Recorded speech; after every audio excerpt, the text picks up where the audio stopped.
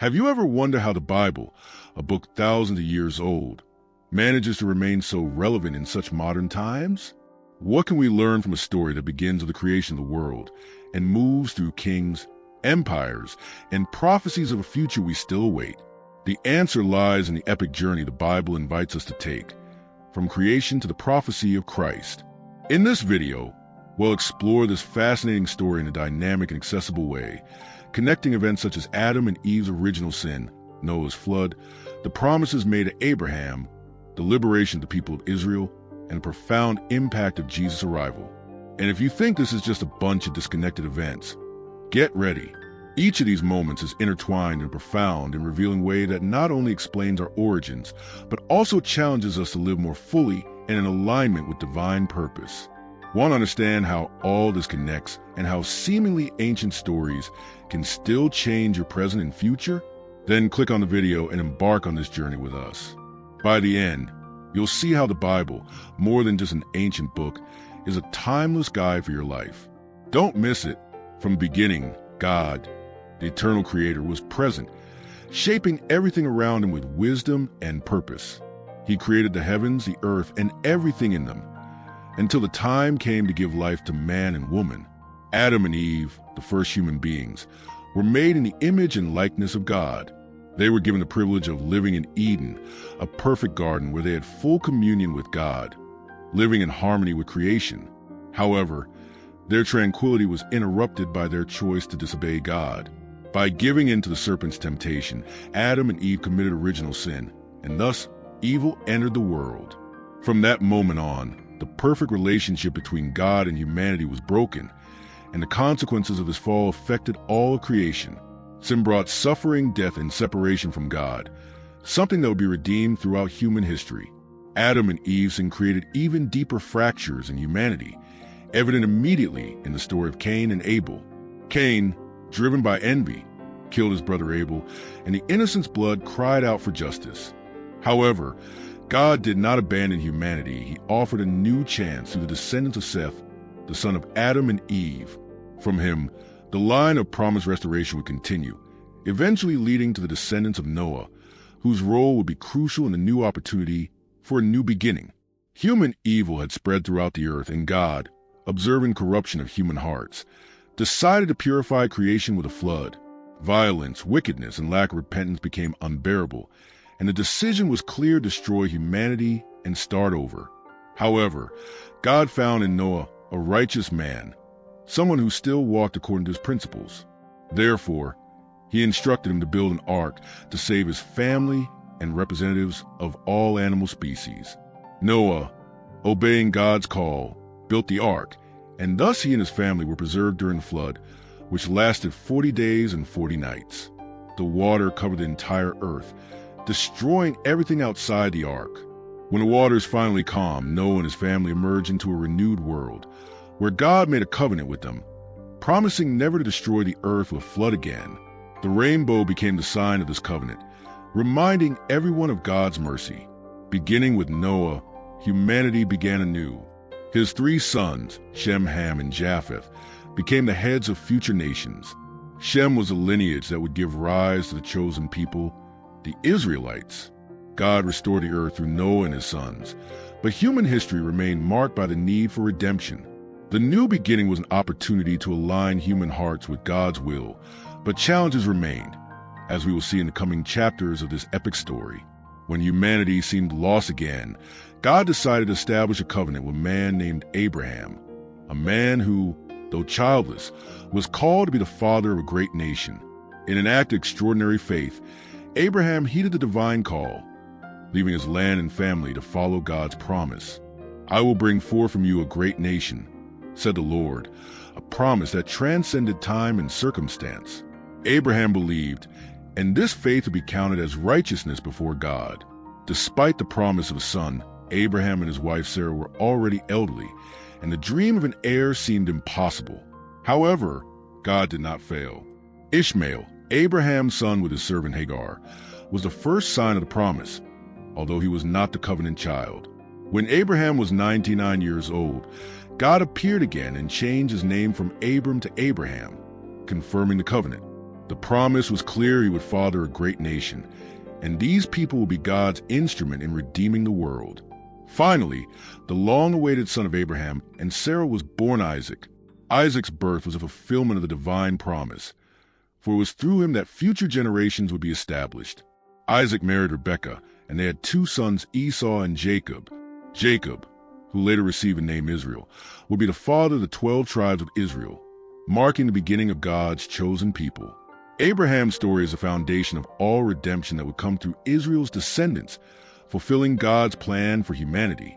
As the years passed, the descendants of Israel, the sons of Jacob, multiplied and spread throughout the land of Egypt. However, their situation deteriorated.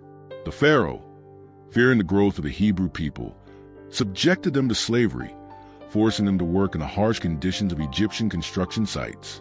The people of Israel spent 400 years in captivity, oppressed and without hope, but God never forgot them. The cry of the people reached him, and it was at that moment that God decided to act, raising up Moses as their leader. Moses, a Hebrew raised in Pharaoh's palace, was given a mission by God to free the people of Israel. Despite his initial hesitation, Moses accepted the call and, with the help of his brother Aaron, challenged Pharaoh. Pharaoh's response was stubborn, and this led to a series of devastating plagues upon Egypt, sent by God to demonstrate his power. Each plague was a blow not only against Egypt, but also against its gods, demonstrating God's supremacy. The final plague, the death of the firstborn, finally forced Pharaoh to relent, and the people of Israel were freed. The Exodus, as it is called, marked the beginning of a new era for the people of Israel. The crossing of the Red Sea and the liberation from captivity were moments of faith and impressive miracles, such as a pillar of fire that guided the people at night and a cloud that accompanied them during the day. God not only freed them physically, but also guided them spiritually, giving the tablets of the law to Moses on Mount Sinai.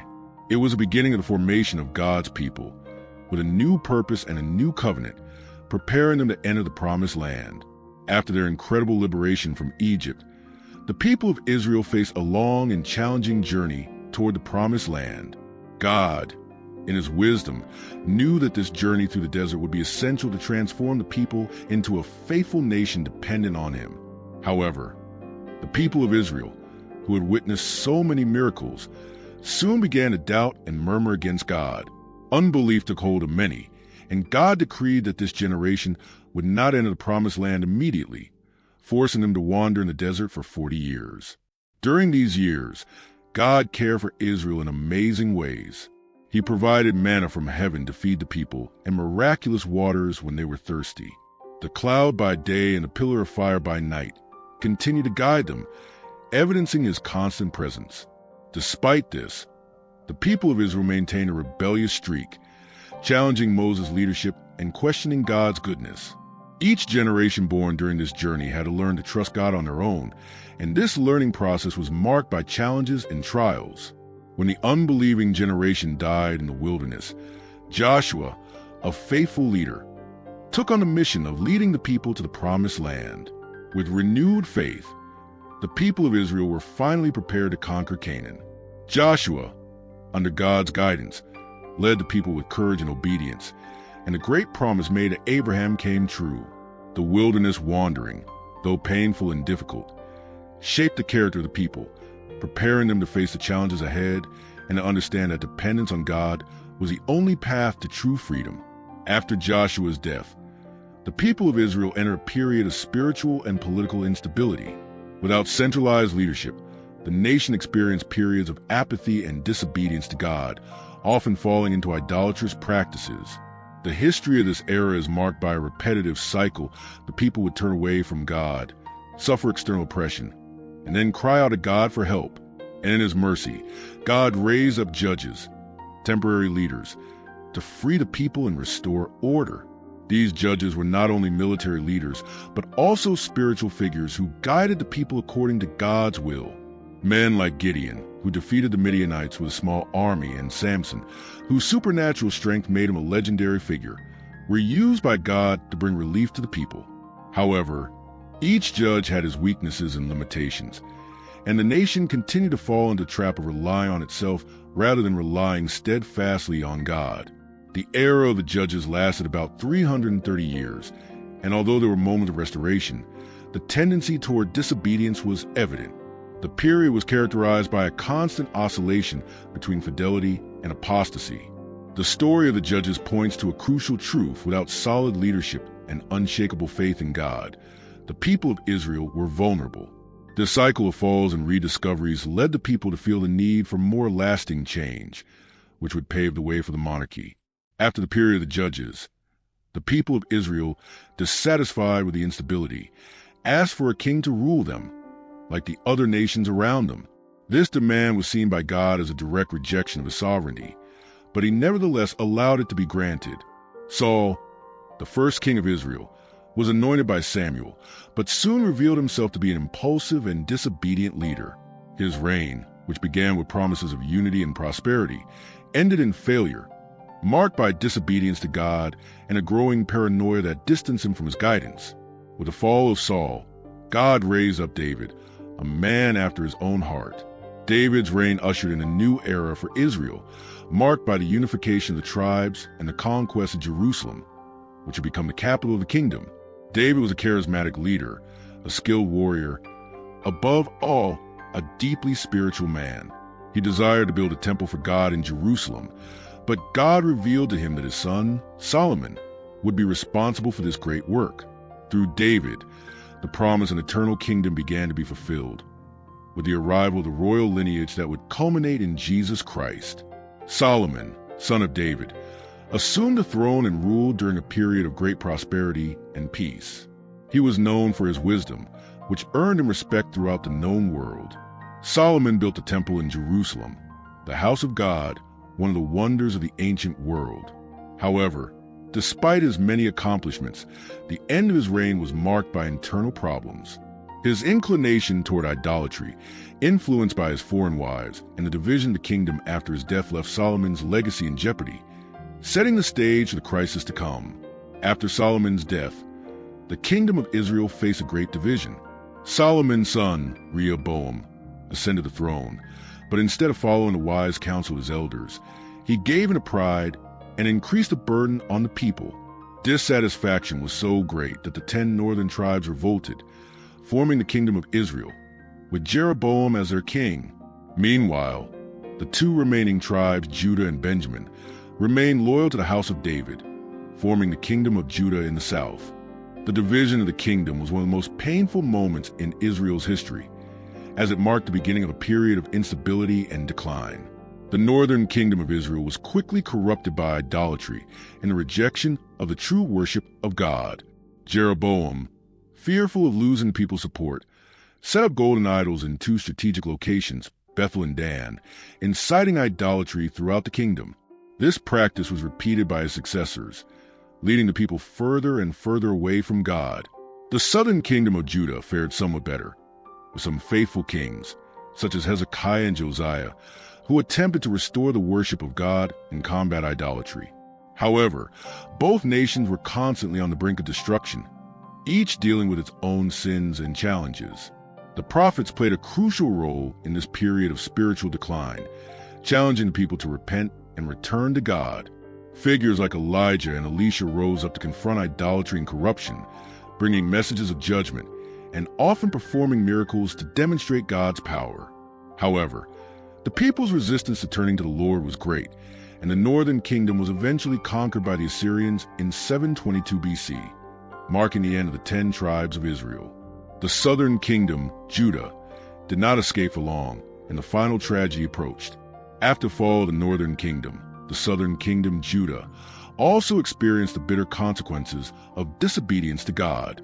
Because of its continued idolatry and turning away from the Lord, Judah was invaded by the Babylonians, led by King Nebuchadnezzar, who destroyed Jerusalem and its temple in 586 BC. The people were taken captive to Babylon, where they endured one of the most difficult experiences in their history. During this period of exile, many Israelites became discouraged and wondered if God still loved them and if the promises made to Abraham, David, and their descendants could be fulfilled. However, even in captivity, God did not abandon them. He raised up prophets like Jeremiah, Ezekiel, and Daniel to strengthen the people's faith and remind them that exile would not be eternal. Jeremiah prophesied a restoration and a new covenant with Israel, while Daniel served as an example of faithfulness to God, even amid Babylonian oppression. The prophet's message was clear: the suffering the people were facing was a consequence of their sins, but divine mercy was still the key to restoration. God promised, through his prophets, that he would bring the exiles back to the promised land. The promise of restoration was fulfilled when the Persian king Cyrus conquered Babylon and allowed the Jews to return to their land. The first wave of exiles, led by Zerubbabel, returned to Jerusalem and began rebuilding the temple. Later, Ezra and Nehemiah also played essential roles in the spiritual and political restoration of the people. The rebuilding of the temple and the walls of Jerusalem symbolized a new beginning, the renewal of the covenant, and God's faithfulness to his people. The return of the promised land represented not only a physical return, but a renewal of hope and God's promise for the future. After the rebuilding of the temple and the partial restoration of Jerusalem, the people of Israel entered a period of prophetic silence that lasted about 400 years. During this time, there were no more direct revelations from God through prophets, which may seem like a void in biblical history. However, although there were no records of major miraculous events or new books of the Bible, this period was not without its impact. Israel's history was marked by the influence of great empires that dominated the region and set the stage for the coming of Christ. During these centuries, Greece, under the rule of Alexander the Great, expanded its domain, and Hellenistic culture spread throughout the region. This had a profound impact on the Jewish world, as many Jews began to adopt Greek customs, and the Greek language became the lingua franca. After Alexander's death, his empire split, and the region of Israel was dominated by several successors, including the Seleucids, whose rule caused tension and conflict. The height of this oppression occurred during the reign of Antiochus IV Epiphanes, who attempted to force the Jews to abandon their faith and worship the Greek gods. However, significant resistance emerged from the Maccabees, a family of priests who rebelled against the imposition of Greek culture. Under the leadership of Judas Maccabeus, the Jews managed to recapture Jerusalem and purify the temple, an event that is commemorated to this day during the festival of Hanukkah. This movement, known as the Maccabean Revolt, reflected the Jewish people's struggle to maintain their identity and faith amid external pressure. Although Greek rule was eventually replaced by the Romans, the events of this interbiblical period shaped the cultural and religious environment Jesus would encounter when his mission began. When Roman rule came to Israel, Herod the Great assumed the throne of Judea as a client king of Rome. Despite his non-Jewish lineage, Herod managed to gain the trust of the Romans and establish a strong government. He was a man of great ambition, notable for his construction of monumental works, including the expansion of the temple in Jerusalem, which became known as the Second Temple. This expansion was seen by many Jews as an attempt to restore Israel's glory, but also as a way to curry favor with the Romans and consolidate their power. Herod, however, was not only known for his grand constructions, his rule was also marked by paranoia and cruelty. He was willing to do anything to maintain his power, including murdering several members of his own family, including his wives and children, fearing they might threaten his throne. His cruelty knew no bounds, and the height of his brutality became clear when, upon hearing of the birth of a king of the Jews, Jesus, the Messiah ordered the slaughter of the innocents in Bethlehem, seeking to eliminate any threat to his reign. Furthermore, Herod's rule reflects the tension between Roman rule and the Jews' messianic expectations. The Romans, led by Herod, sought to ensure peace and order, but this came at the expense of freedom and identity of the Jewish people. Herod, as a ruler submissive to Rome, represented this era of oppression, but he also, in a sense, set the stage for the arrival of Jesus Christ. By rebuilding the temple and seeking to please the Romans, Herod became an unwitting instrument in fulfillment of biblical prophecy, creating a unique atmosphere for the beginning of the messianic work. Now that you've traveled the Bible's incredible journey, from creation to the prophecy of Christ, how does this impact your life today? Like the ancient kings, judges, and prophets, have you remained faithful to your mission, or have you been swept along by life's ups and downs? The Bible story isn't just about distant events, but about lessons we can apply to our daily lives: faith, repentance, the search for a higher purpose, and hope for a better future. So, what will you do with everything you've learned here? Will you let these stories shape your worldview and your daily choices? Or perhaps, if you still have doubts, isn't it time to take another step and discover even more about this divine journey? If this content has made you reflect, subscribe to the channel and turn on notifications to continue receiving more teachings that will transform your life.